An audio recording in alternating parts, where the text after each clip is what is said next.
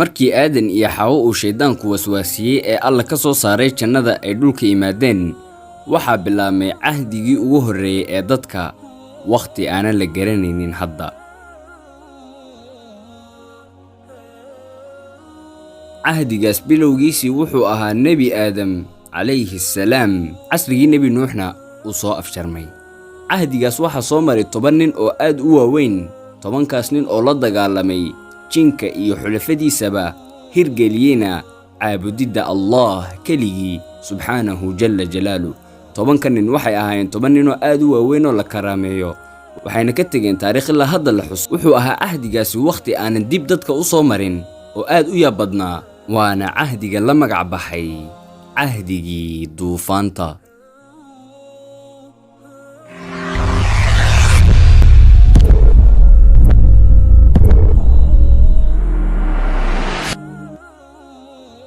waxa uu ka bilaabmay cahdigii koobaad ee basharku aadam calayhi salaam iyo xaaskiisii xawaa. xawaa waxay u dhashay aadam ciyaal aad u badan. at-Tabari waxa uu dhahay waxay u qaaday 120 urxa. waxaa kaloo la soo wariyaa in 20 uur oo ay qaaday 40 ciyaala ay ku dhashay oo rag iyo dumarba iskugu jira. ibnu kathiir raximahullah isna waxa uu dhahay aadam calayhi salaam ma uusan dhimanin ilaa uu ka arkayay 400 oo kun oo ciyaalkiisii isaga ka farcamay ah. waxa ugu caansanaa ciyaalka nebi aadam ama cahdiga koobaad ciyaalkii ka farcamay nebi aadam calayhi salaam qaabiil iyo haabiil iyo ninka la dhihi jiray shiith. ilaahay baan ku imtixaamay nebi aadam in uu ciyaalkiisa labaduba ay ducaystaan oo qurbaan ama ilaahay waxay ugu dhowaadaan ay sameeyaan. ilaahayna mid buu ka aqbalay, midna uu ka aqbali waayey. deedna kii laga aqbalay ayaa la dilay oo kii laga aqbali waayey ayaa dilay. marka uu haabiil dhintay, allah subxaanahu jalla jalaalu waxa uu doortay shiith oo noqday markii dambe nebi. waxaana la sheegaa in dadka basharka ee hadda nool oo dhani ay ka soo jeedaan shiith dhabarkiisa, waxaana kow ka ah dadka ka soo jeeda dhabarkiisa nebi nuux calayhi salaam. waxaa laga yaabaa inaad isweydiinaysid aadam ciyaal badanuu dhalay buuba indhihiisa ku arkay, si uga soo jeedaan shiith keliyata dadka basharku. dadka ahlu cilmiguna waxay dhaheen shiith waxay uga soo jeedaan basharku waayo ciyaalkii kale uu aadam dhalay calayhi salaam way wada dabar go'een.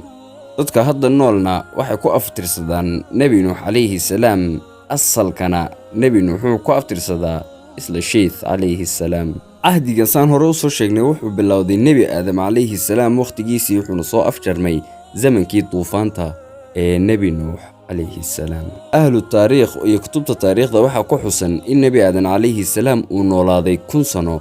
nebi nuuxna calayhi salaam aadam markuu dhintay 126 sano kadib ayuu dhashay. inta uu aadam noolaa calayhi salaam ilaahay waxba looma shirki yeeli jirin, lamana wadaajin jirin sanam. 10kii qarni ee cahdigii koobaad ee dadkana ilaahay looma shariik yeelin ilaa laga soo gaadhayay cahdigii nebi nuux ee ay dadku bilaabeen inay sanamyo dhisaan. sanamkaasoo ahaa dad aad u wanaagsanaa oo la kala dhihi jiray waddan wa siwaaca wa yaquuth iyo wa nasra. intaanan bilaabin horta waxaan idila socodsiinayaa mawduucan tartiibaadkiisa iyo si uu soo kala horhoreeyo iyo waxyaabahaas. waxaa ku jira shaki aad u fara badan, laakiinse fikradaha ay culimmadu ka kala qabaan ayuumaan soo qaadanaynaa biidni illaahi albaari. ilaahay subxaanahu jalla jalaalu waxa uu doonay in uu nebi shiith calayhi salaam ciyaalkiisa keliyata adduunka ku daayo, kuwa kalena uu guntooda jaro oo ay sidaa ku madhaan.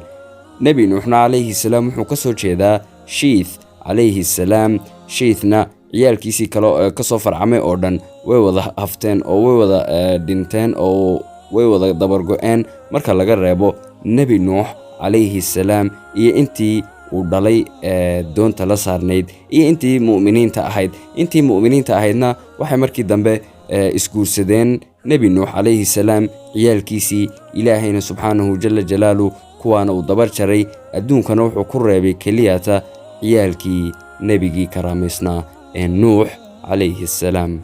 intaas waxay ahayd horudhac. aan u dhaadhacna hadda mawduuceenna. nebi shiith ayaan ka bilaabaynaa cahdigii koobaad ee basharka, nebigaasoo ahaa nebigii u halgamay diinta iyo waxdaaniyadda ilaahay in dadka lagu dhaqo.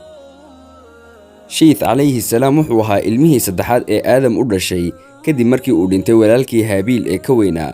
shiith marka uu dhashay aad ayuu ugu farxay aadam calayhi salaam, waxaana uu ahaa shiith hibo uu alle ugu hibeeyey nebi aadam, waayo shiith micnaheedu luqadda carabiga waxa weeyaan hibo. ilaahay ayaa doortay aadam markuu dhintay kadib shiith oo nebi ka dhigay, waxaana la sheegaa in uu 50 saxaafadood ku soo dejiyey ilaahay subxaanahu wa tacaala. saxaafadahaas oo yacni 50 xaashiyood ama waraaqood ama waxaas adiga abidar radiyallahu canhu ayaa nebiga ka soo wariyey sallallahu alayhi wasallam inuu nebigu dhahay shiith waxaa lagu soo dejiyey 50 saxaafo. nebi shiith calayhi salaam dadkii markaa qoomkii loo diray waxay ahaayeen dad ilaahay keligii caabudoon u shariik yeelin oo muslimiin ah, halka dad badan ay hadda aaminsan yihiin in muslimiintuba ay ka soo jeedaan ama ay ku abtirsadaan nebi moxamed sallallahu alayhi wasallam.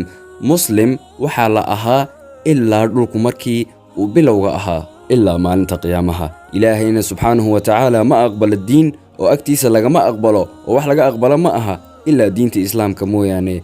nebi nuux, nebi suleymaan, ciise, muuse, ibraahim, nebiyadu alla soo diray dhammaantood waxay ahaayeen kuwa hal wado ama hal meel ku wada aroora oo hal ilaah uu soo wada diray. taasna waxaa caddayn inoogu filan allah markuu nuurka ku tilmaamayo qur-aanka hal nuur keliya tuu sheegaa, halka mugdiyada markuu tilmaamay ilaahay uu mugdiyo ku tilmaamo ama uu jamac ka dhigo. marka uu leeyahay allah yukhrijuhum min adh-dhulumaati ila an-nuur. dhulumaat waa jamac, nuurna waa mid keliyata ee ma aha jamac. taasna micnaheedu waxa weeyaan wadada ilaahay loogu hagaago waa mid hal ah oo isma bedesho, laa tabdiila likalimaatillaah, weligeedna isma bedelayso, halka wadada baadilka ama dadka wadooyinka lagu dhumiyaana ay yihiin kuwa fara badan. aan u soo noqona mawduuceena aadam calayhi salaam intuuna dhiman ka hor 11 cisho ayuu xanuunsaday, wuxuuna qoray dardaaran uu u qoray inankiisii shiith ahaa, wuxuuna ku dhahay ka qari qaabiil, waayo qaabiil wuxuu ahaa nin xaasid ah. dardaaranka uu nebi aadam calayhi salaam u soo jeedinayay inankiisa shiith calayhim assalaam waxaa ka mid ahaa inay duufaani soo socoto, duufaantaasoo adduunka oo dhan qabsan doonta. waxaanuu u sheegayna waxuu isagu iska keensaday maahana wuxuu ahaa waxyun min allah, waxyi uu alle u waxyooday ay ahaydee waxuu isagu iska dhoodhoobtay ama iska abuurinayay maynan ahayn. markuu dhintay nebi aadan calayhi salaamna malaa'ig ayaa soo degtay oo kafan wadda, way kafneen nebi aadanna wuxuu dhintay ogow maalin jimco ah. markay malaa'igtii kafneen ee ay ku tukadeen waa ay aaseen. shiith ibnu aadamna waxay ku dhaheen, shiithow sidaas ayaa loo baahan yahay inaad isku aastaan. sidaas ayuu kula wareegay nebi shiith calayhi salaam taladii ama nebinimadiiba.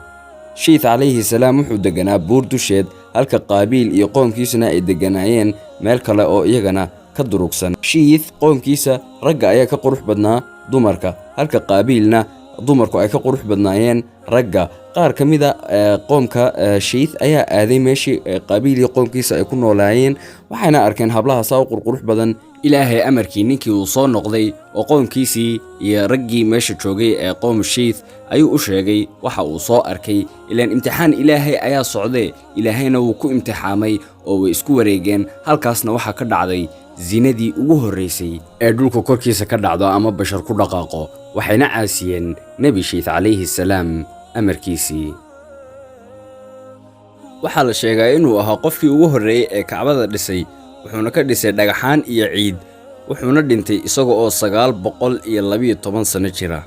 intii ka horraysayna meeshaasuu iskaga cibaadaysan jiray, waxaana lagu aasay qaaru abi qubays meel la dhaho oo ku taalla makkatal mukarrama, hooyadii iyo aabbihii agtooda. ilaahay baana og xaqiiqada. inta uuna shiith dhiman calayhi salaam waxa uu u dardaarmay inankiisii anush oo ugula dardaarmay inuu diinta qaado oo uu calanka ilaahay istaajiyo, dadkana ugu yeedha halka ilaahay. wuxuu ahaa anush mid nin taqi ah oo ilaahay si wanaagsan u caabuda, wuxuuna noolaa 915 sano. ahdigiisiina waxaa dhacay dhimashadii qaabiil oo nin ayaa dhagax kaga dhuftay madaxa ilaa madaxiisii ka qarxayay. taasina waxa ay qisaastuu alla u qisaasay qaabiil walaalkiisii haabiil uu markii hore sidaas isaga loo dilay uu u dilay. wuxuu caan ku ahaa anush la dagaalanka jinka iyo wax kasta oo ilaahay ka soo horjeedaba. wuxuu ahaa nin mujaahida oo fii sabiilillaah u dagaalami jiray jinka iyo dadka ilaahay ka soo horjeedana cunaha u galay, maradada shayaadiintana kow ka wada siin jiray. waxaa la dhahay wuxuu noolaa anush 915 sano. inamaduu dhalayna waxaa ugu caansanaa mihlaa'iil oo ahaa mid door weyn ka qaatay la dagaalankii uu aabihii la dagaalamayey jimamka iyo cafaariiddaba. halkaas ayaan ku joojinaynaa qaybtii koobaad ee casrigii ugu horreeyey ee basharka. berina waxaan kasii bilaabaynaa haddii alle ka dhigo mihlaa'iil iyo siduu ula dagaalamay jimamka iyo maradada. intaan muuqaalka xiga kaga kulmayno waxaan kaga tegaynaa nabaddii ilaahay dushiinna ha ku nagaato.